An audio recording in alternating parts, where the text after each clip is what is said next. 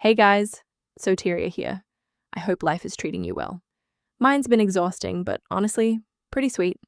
Today, I'm coming at you with a topic that's a little different from the last video, but definitely fits right into our usual cinematic universe of PR lies. And that topic is celebrity events. God, may the heavens help Hollywood celebrities with their fashion choices, because I will never understand it.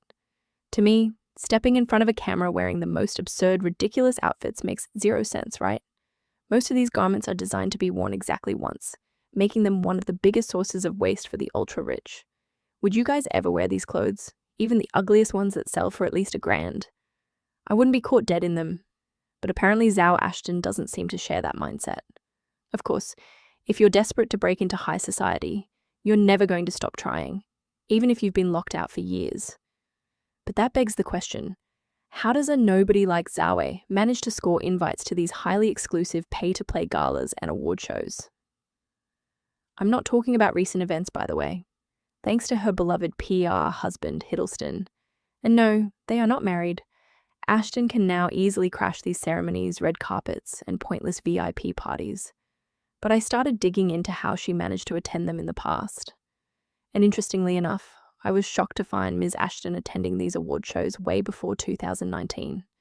How does an up-and-coming C-list actress get into events that are practically impossible for newbies to access? Then I remembered what we talked about in the last video. Of course, her dear old dad, the former teacher who leveled up to work for the BBC, was the one pulling the strings, getting his little girl into these events right from the start. And probably for free too. It's hilarious, isn't it? You don't have to be born famous to pull off the ultimate Nepo baby grift. What's even funnier is that if you look back at those years, or dig through the oldest dumpsters of Twitter, you'll actually find Ms. Ashton publicly begging and harassing people online to score their clothes. Now, I'm not judging, well, maybe just a little, but if you want to buy high society fashion on a budget, the UK has plenty of high-end vintage and thrift stores. Apparently those thrift shops just weren't posh enough for Ms. Ashton. And this was happening despite her having a net worth of around $1 million at the time, which, by the way, sits at $5 million today. She probably just didn't want to show her hand, because just like certain mega celebrities, cough J.K. Rowling cough, they absolutely love to play the poverty card and cosplay as the struggling artist. It's just like that interview Zhao gave during the Betrayal run. Remember when she said, "If Tom and I were in a relationship, we'd sell a lot more tickets, wouldn't we?" Well, look at where they are now. What a massive coincidence. Interesting, isn't it? Back then, she was violently vocal about not liking kids, but I guess certain things can magically change a person's mind. Like money and status. I think we owe Mr. Hiddleston a round of applause for helping Zoe's net worth skyrocket from $3 million to $5 million in just the last few years. Clap, clap. Anyway, all these fake PR relationships and desperate attempts to break into high society remind me of the recent Taylor Swift wedding hype. My God, there is literally nothing these celebs won't do to establish dominance in Hollywood circles. If you want a seat at that table, it dictates the relationships you choose, the clothes you wear. It's even the very reason Ms. Ashton completely altered her natural accent. How pathetic is that? But hey, we, commoners, just wouldn't understand, right? Jokes aside, it's mind-blowing how even the bottom feeders of the industry walk around with a massive God complex.